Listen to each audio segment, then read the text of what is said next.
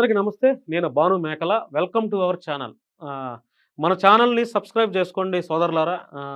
చెప్తూనే ఉన్న ప్రతి వీడియోలో సమాజానికి ఉపయోగపడే కంటెంటే ఇస్తాను. ఎటువంటి వల్గర్ వీడియోస్ మన ఛానల్‌లో ఉండవు. ఎటువంటి డబుల్ మీనింగ్ వీడియోలు గూడా మన ఛానల్‌లో ఉండవు. అసలు దరిద్రం అట్లాంటివి నేను మాట్లాడను. నా ఛానల్‌లో కూడా చూపించను. ఓకేనా? నేను పెట్టే వీడియోలు ముగ్గురు చూసినా కూడా నాకు హ్యాపీ. ఓకేనా? నా మాటలు విని పనికొస్తున్నాయా సమాజానికి అని ముగ్గురు చూసినా కూడా నాకు happy. Vulgar videos, vulgar content లేకపోతే లేనిది ఉన్నట్టు ఇట్లాంటివి మన ఛానల్‌లో నడవవు. ఓకేనా? సో, ఆంధ్ర రాష్ట్రంలో జరుగుతున్నటువంటి పరిణామాలు నేపథ్యంలో మనతో ఫోన్ కాల్‌లో మాట్లాడటానికి వైసీపీ స్టేట్ ప్రచార కమిటీ ఉపాధ్యక్షురాలు శ్రీమతి కాకు ఉమావల్లి యాదవ్ గారు ఇప్పుడు ఫోన్ కాల్‌లో మనకు అందుబాటులో ఉన్నారు. ఆవిడ కొన్ని విషయాలు రాజేష్ మహాసేన గురించి, అదేవిధంగా కృష్ణుడి రూపంలో ఎన్టీఆర్ బొమ్మను పెట్టటం, దాని గురించి మాట్లాడే ప్రయత్నం చేద్దాము.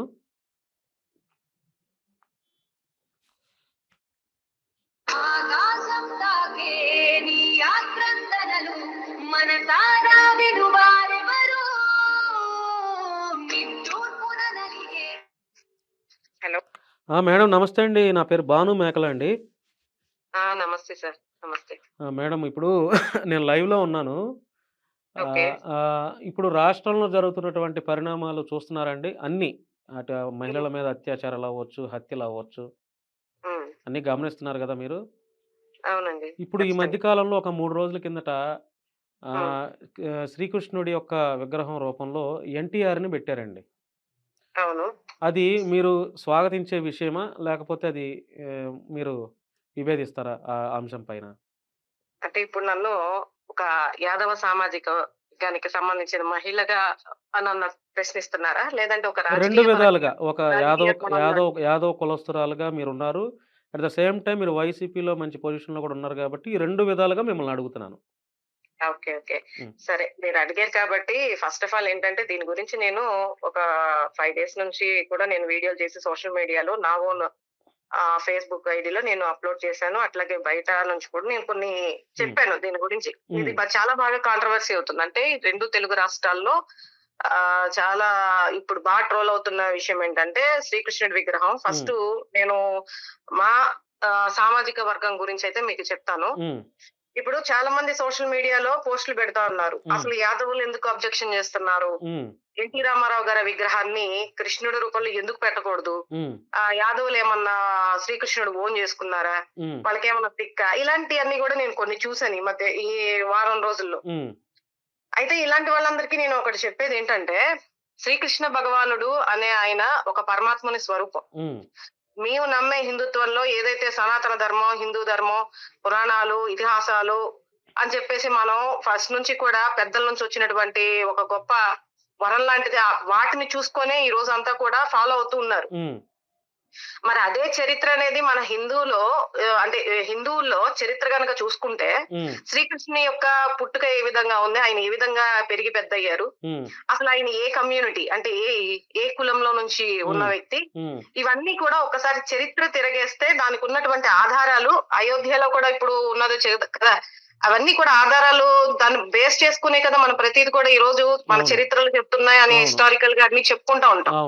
సో అది ఒక్కసారి చరిత్ర అనేది తిరగేస్తే ఏంటనేది అసలు యాదవుల చరిత్ర ఏంటి, యాదవులకి కృష్ణుడికి మధ్య ఉన్నటువంటి అవినాభావ సంబంధం ఎటువంటిది, అసలు ఆయన పుట్టుక ఏంటి, అసలు వాళ్ళందరూ కూడా ఏ సామాజిక వర్గం, యాదవ మహారాజులు ఒకప్పుడు ఏ విధంగా రాజ్యాలు ఏలారు, ఇవన్నీ కూడా తెలుస్తాయి. తెలియని వాళ్ళు ఏంటంటే అరాకొర తెలిసిన వాళ్ళు, సగం సగం తెలిసిన వాళ్ళు, లేదా తెలిసి తెలియనట్టు యాక్టింగ్ చేసే వాళ్ళకైతే మేమేం చెప్పలేము. వాళ్ళందరినీ నమ్మించాల్సిన అవసరం కూడా మాకు లేదు. కానీ ఈ ఒక సామాజిక వర్గాన్ని ఇప్పుడు మన భారతదేశంలో నాకు తెలిసి అంటే ఇప్పుడు రాజకీయం గురించి మాట్లాడొద్దన్నారు కాబట్టి ఇది అయిపోయిన తర్వాత రాజకీయం గురించి మాట్లాడతా. భారతదేశంలో ఇప్పుడు మన వాళ్ళందరూ కూడా ఈ మధ్య కాలంలో చూసుకుంటే మేము హిందువులం, మేము ముస్లింలం, మేము క్రిస్టియన్స్ అని ఓటాపోటీగా కొన్ని ఇష్యూస్ ఈ మధ్య కాలంలో మనం చూస్తా ఉన్నాం తరచుగా. కాబట్టి నేనేమంటున్నానంటే ఒక వర్గాన్ని, ఒక కులాన్ని, ఒక మతాన్ని కించపరిచే విధంగా ఈ రోజు ఎందుకు చేస్తున్నారు ఇవన్నీ కూడా? అంటే గతంలో కూడా దీని గురించి ఇష్యూ అయింది. తెలంగాణలో ఖమ్మంలో ఒక శ్రీకృష్ణుడి విగ్రహాన్ని ఎన్టీ రామారావు గారి రూపంలో విగ్రహ ప్రతిష్ఠ చేద్దామని చెప్పేసి అంతకుముందు చూస్తే కూడా దాని గురించి తెలంగాణ వాసులందరూ కూడా మా యాదవ సామాజిక వర్గం అందరూ దాన్ని ఖండించారు. కోర్టుకెళ్ళి దానికి ఆదేశాలు కూడా తీసుకొని వచ్చారు. కోర్టు కూడా ఆదేశాలు ఏం చేసిందంటే నిలిపేయమని చెప్పడం జరిగింది. ఎందుకంటే ఇది ఒక సామాజికంగా సమాజంపై రుద్దాలన్న ఉద్దేశంతో ఎన్టీ రామారావు గారి గురించి చెప్పాలంటే ఒక మాటలో సరిపోదు. ఆయన గొప్ప నటుడు, ఆయన మంచి కళాకారుడు. ఏ పాత్ర ఇచ్చినా సరే చాలా అద్భుతంగా పోషిస్తారు. పోషించడమే అందులో జీవిస్తారు ఆయన. అటువంటి మహా వ్యక్తి, ఆయన ఒక మహా నటుడు, అలాగే రాజకీయ నాయకుడు. రెండూ కలిసి ఉన్నాయి. ఇప్పుడు ఒక నటుడు అయితే సరే అనుకోవచ్చు, రాజకీయ నాయకుడు. ఈ రోజు మరి అధికారంలో ఉన్న వాళ్ళు, టీడీపీ అధికారంలో ఉన్న వాళ్ళు మరి ఒక ఎన్టీ రామారావు గారి విగ్రహాన్ని ఎందుకు ప్రతిష్ఠించాలని మేము వద్దు అని చెప్పిన, కోర్టు ఆదేశాలు తీసుకొచ్చినా దానికి వ్యతిరేకంగా సమాజంపై రుద్దాలని చెప్పేసి ఎందుకు ప్రయత్నాలు చేస్తున్నారు? పదే పదే ఈ కీలకమైనటువంటి అంశాన్ని ఎందుకు లేవనెత్తుతా ఉన్నారు? ఇది తప్పు కదా. ఇప్పుడు ఒక వర్గానికి ఇబ్బంది కలిగించే విధంగా, మనోభావాలు దెబ్బతీసే విధంగా, ఇప్పుడు చరిత్ర తెలుసుకుంటే మాకు ఆయనకున్న సంబంధం ఏంటనేది తెలుస్తుంది. ఖచ్చితంగా మేము దాని గురించి ఫైట్ చేస్తాం.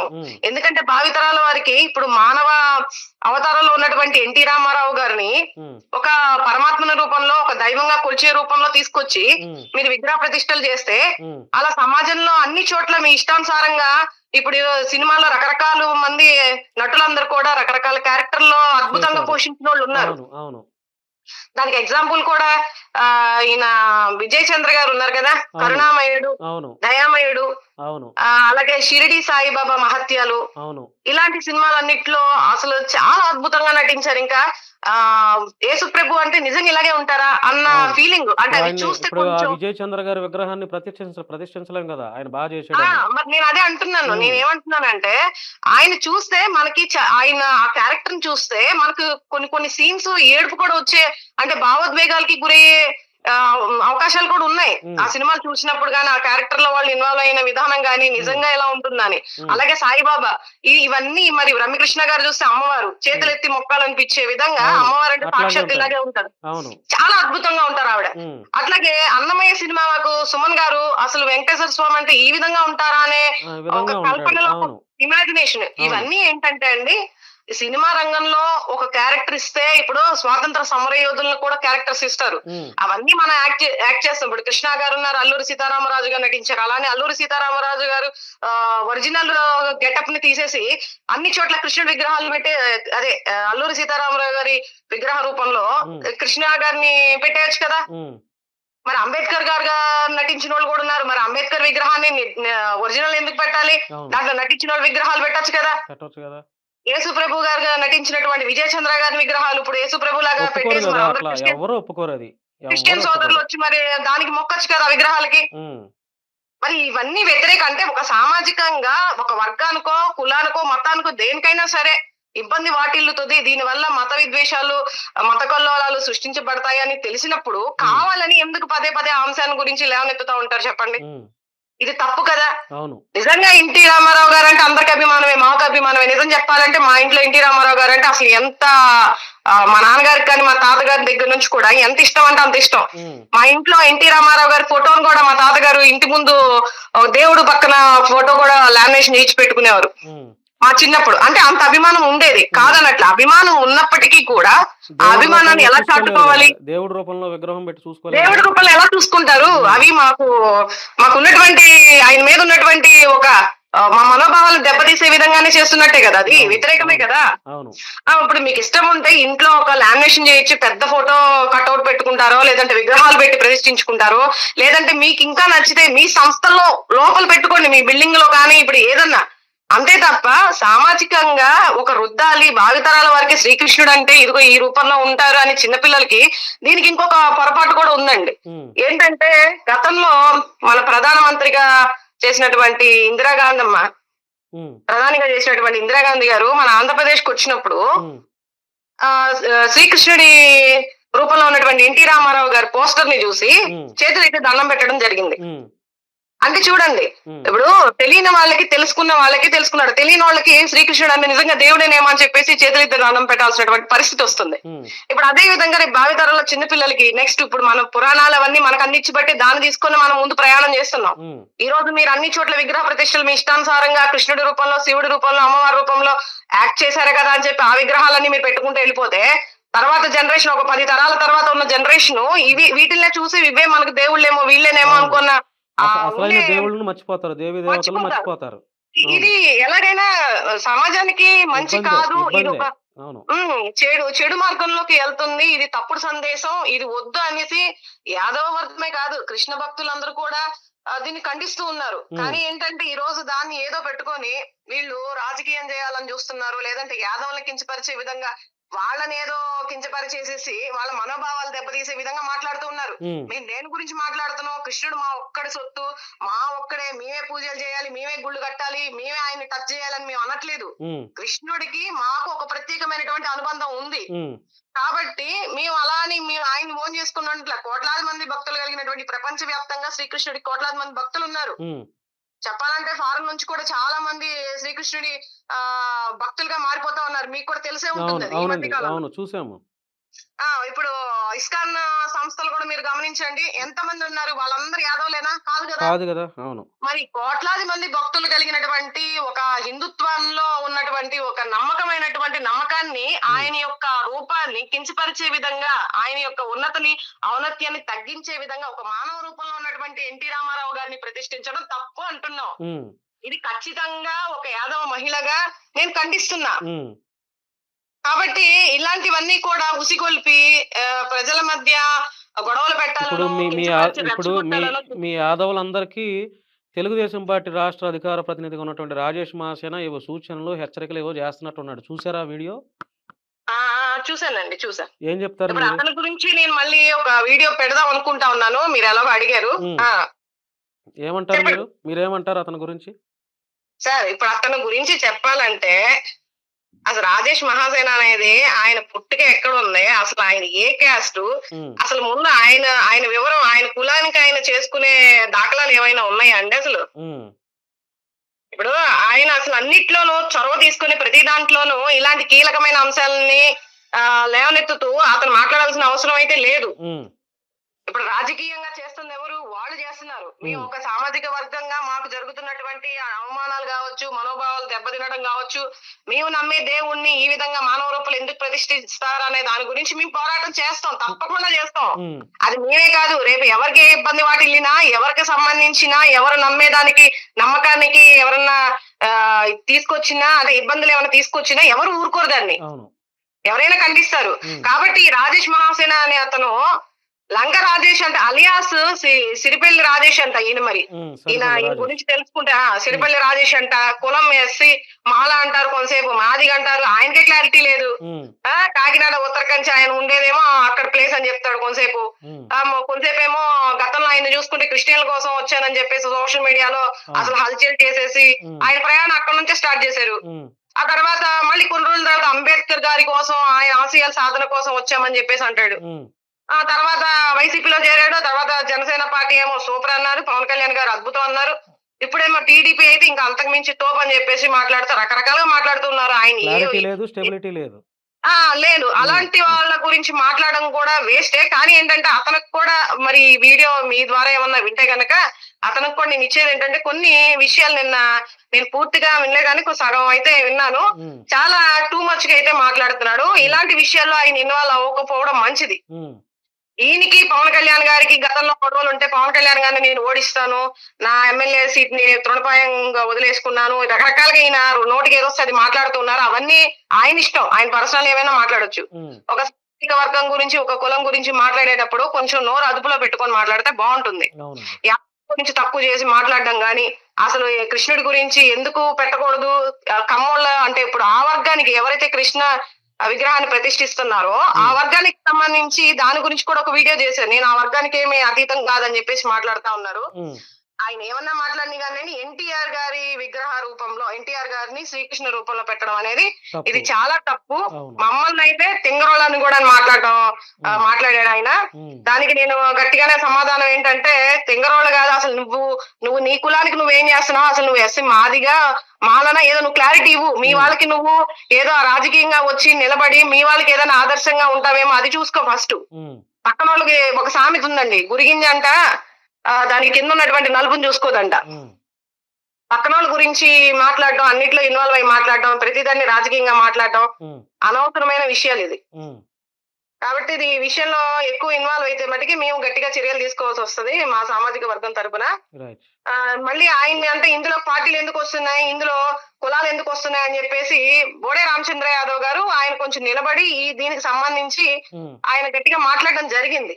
ఈ వివాదానికి సంబంధించి ఏదైతే మనకి గుంటూరు జిల్లా తక్కెలపాడు గ్రామంలో జరిగిన దానికి మాట్లాడితే దాని గురించి ఆయన విమర్శిస్తూ ఆయన వీడియోను పెట్టి ఆయనతో ఆయన ఒక్కనే మాట్లాడుతున్నట్టుగా యాదవ్ సామాజిక వర్గాన్ని అంతా కూడా మాట్లాడడం జరుగుతుంది. పార్టీలు ఎందుకు వస్తున్నాయి, ఇందులో కులాలు ఎందుకు వస్తున్నాయి, అసలు నువ్వెందుకు వస్తున్నావు, అసలు నీకేం పని, నువ్వు దేనికోసం నువ్వు వస్తున్నావు, మీరు చేసేది ఏంటో తప్పేంటో మీకు తెలీదా, మీ వాళ్ళకి తెలియకుండానే మీ నాయకులకి తెలియకుండానే ఇప్పుడు ఇంకా రాజకీయాల్లోకి మాట్లాడకుండా తప్పదండి. నేను కూడా రాజకీయం మాట్లాడాల్సి వస్తుంది ఇప్పుడు. మరి ఆయన ఏమంటున్నాడు, ఎందుకు కులాలు పార్టీలు ఎందుకు వస్తున్నాయి, కులాలు ఎందుకు వస్తున్నాడు, అసలు నువ్వు ఏ పార్టీలో ఉన్నావు, నువ్వెందుకు వస్తున్నావు, అసలు నీకేం సంబంధం దీని గురించి మాట్లాడడానికి, ఒక సామాజిక వర్గాన్ని సపోర్ట్ చేస్తూ ఇంకో సామాజిక వర్గాన్ని కించపరుస్తూ నువ్వెందుకు మాట్లాడుతున్నావు, దేని గురించి మాట్లాడుతున్నారు మీరు, అసలు మీకు నిజంగా ఎన్టీ రామారావు గారు ఆయన గురించి తెలుసా అని చెప్పేసి కూడా అడుగుతున్నారు. అలాగే శ్రీకృష్ణుడి గురించి కూడా నీకు తెలుసా, అసలు శ్రీకృష్ణుడి గురించి నీకు తెలుసా,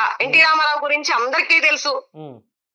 తెలుగు జాతి అందరికీ కూడా ఎన్టీ రామారావు గారు ఏంటి, అసలు ఆయన ఎంత అద్భుతంగా నటన చేస్తారు, ఆయన ముఖ్యమంత్రిగా ఉన్నప్పుడు ఎన్ని విధాలుగా పేదలకి సహాయపడ్డారో అందరికీ తెలుసు ఆ విషయం. మరి బహుశా మీకు శ్రీకృష్ణుడి గురించి ఆయన చరిత్ర గురించి బహుశా నీకు తెలియదేమో, తెలియకుండా మరి ఎందుకు మాట్లాడుతున్నావు, ఎన్టీ రామారావు గురించి తెలుసా అని అడిగారు. మరి ఇలా రకరకాలుగా ఆయన ఇష్టానుసారంగా మాట్లాడుతూ బోడే రామచంద్ర యాదవ్ గారు ప్రెస్ మీట్ పెడితే బోడే రామచంద్ర యాదవ్ బోడీగాళ్ళు వేసుకొని వచ్చారని చెప్పేది నోరు జారి నోరు అదుపులో లేకుండా ఇష్టానుసారంగా మాట్లాడుతా ఉన్నాడు. ఇలాంటి పిచ్చి పిచ్చి బాబుడు వాగుతా ఉంటే ఎవరు ఊరుకుంటారండి? అంటే మమ్మల్ని రెచ్చగొట్టే విధంగా ఒక పార్టీని అడ్డం పెట్టుకొని ఈ సామాజిక వర్గాన్ని రెచ్చగొట్టే విధంగా మాట్లాడమని ఎవరు చెప్తున్నారు మీకు? ఇవన్నీ ఎందుకు చేస్తున్నారు? మీరు అంటున్నారు కదా అది తప్పేంటని చెప్పేసి నాయకులకి లోకేష్ బాబు గారి ప్రతిది కూడా రాజకీయం చేస్తున్నారు అని చెప్పేసి అంటున్నారు. ఈ రోజు అక్కడ గుంటూరు జిల్లా తక్కెలపాడు గ్రామంలో తక్కెలపాడులో కృష్ణుడి విగ్రహాన్ని ఎన్టీ రామారావు గారి అంటే ఎన్టీ రామారావు గారి కృష్ణుడి రూపంలో ప్రతిష్ఠిస్తున్నామని చెప్పేసి ఒక పెద్ద పాంప్లెంట్లు చేసి పోస్టర్స్ చేసి ఫ్లెక్సీలు చేసి ఆహ్వాన పత్రికలు ఎంటైర్ టీడీపీ పార్టీ వాళ్ళందరికీ ఆహ్వానించి అందులో ముఖ్య అతిథులుగా ముఖ్యమంత్రి గారిని లోకేష్ గారిని ప్రతి ఒక్కరిని మెన్షన్ చేసి పెట్టడం జరిగింది. అక్కడ ఉన్నటువంటి లోకల్ గా ఉన్నటువంటి ఎమ్మెల్యే గారు గాని ఎంపీ గారు గాని అక్కడ లోకల్ నాయకులు గాని వాళ్ళెవరికి తెలియకుండానే విగ్రహ ప్రతిష్ట జరుగుతుందా? దానికి సంబంధించిన నిర్ణయం తీసుకుంటారా? చెప్పండి. అందరికి తెలిసే చేసుకుంటారు, అందరికి తెలిసే తీసుకుంటారు కదా. మరి అందరికి తెలిసి తీసుకున్నప్పుడు వద్దు అనుకోని ఇప్పుడు బోడే రామచంద్ర యాదవ్ ఎందుకు వచ్చాడు, అక్కడ దేనికోసం వచ్చాడు, బెదిరించడానికి వచ్చాడా అని చెప్పేసి మాట్లాడుతున్నాడు.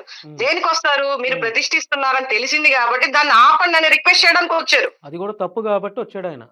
తప్పు కాబట్టి వచ్చారు. ప్రతిష్ఠించక ముందు మనం ఆపితే మంచిది. ప్రతిష్ఠించిన తర్వాత దాన్ని తీయాలంటే అది ఏ విధంగా తీపించాలో, ఏ విధంగా దానికి గొడవలు అవుతాయో, ఏ విధంగా అందరూ కూడా దాన్ని వ్యతిరేకత చూపిస్తారనేది, దానికి ప్రమాదం ఏ విధంగా ఉంటుంది అనేది కూడా తెలుసు కాబట్టి ముందుగా చెప్పి వాళ్ళ రిక్వెస్ట్ చేయడానికి వచ్చారు ఆయన అక్కడికి.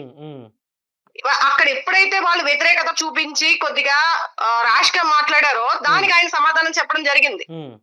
దీన్ని ఆయన రాజకీయంగా చూపిస్తుంది రాజేష్ మహాసేన.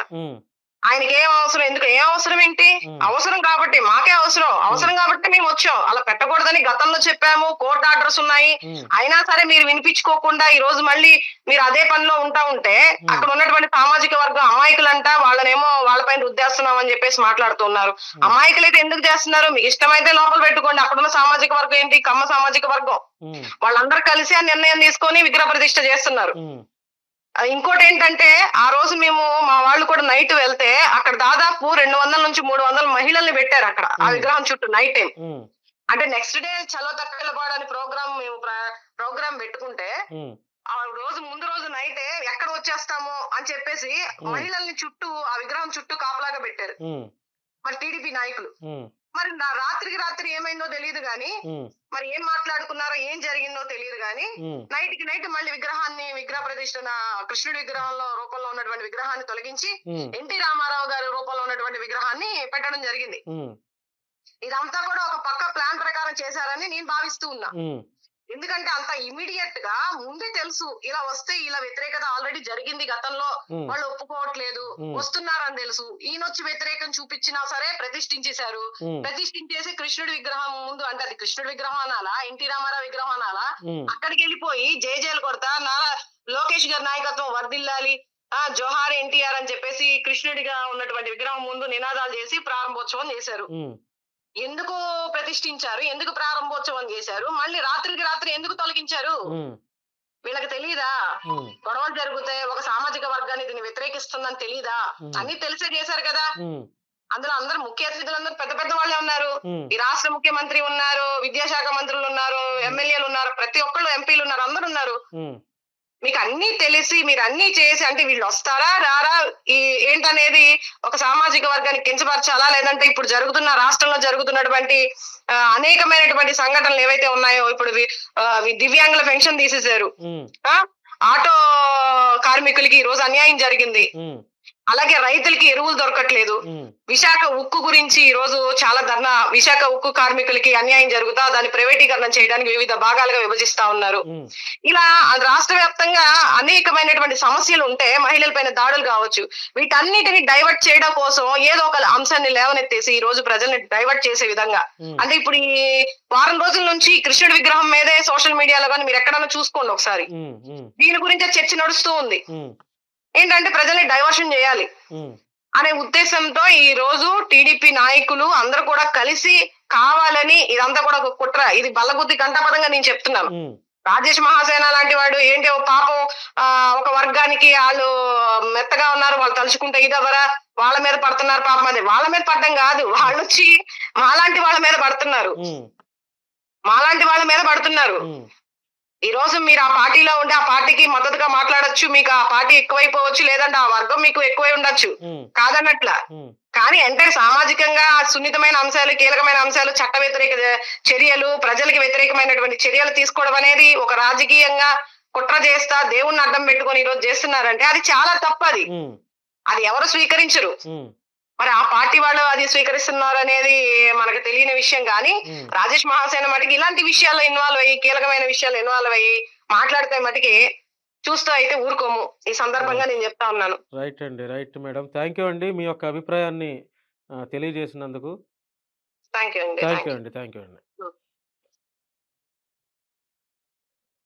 సో ఫ్రెండ్స్, ఇది రాజేష్ మహాసేనకి ఒక యాదవ కులానికి చెందినటువంటి ఒక పొలిటికల్ లీడర్ గట్టిగానే కౌంటర్లు ఇస్తున్నారు, గట్టిగానే మాట్లాడుతున్నారు. యాదవుల జోలికొస్తే తప్పకుండా మేము బుద్ధి చెప్తాం, అవసరమైతే దేహశుద్ధి కూడా చేస్తాం అనే విధంగా ఆవిడ ఇప్పుడు మాట్లాడారు. సో ఈ వీడియో చూసిన తర్వాత మీ యొక్క అభిప్రాయాన్ని కామెంట్ రూపంలో తెలియజేయండి. థ్యాంక్ యూ అండి.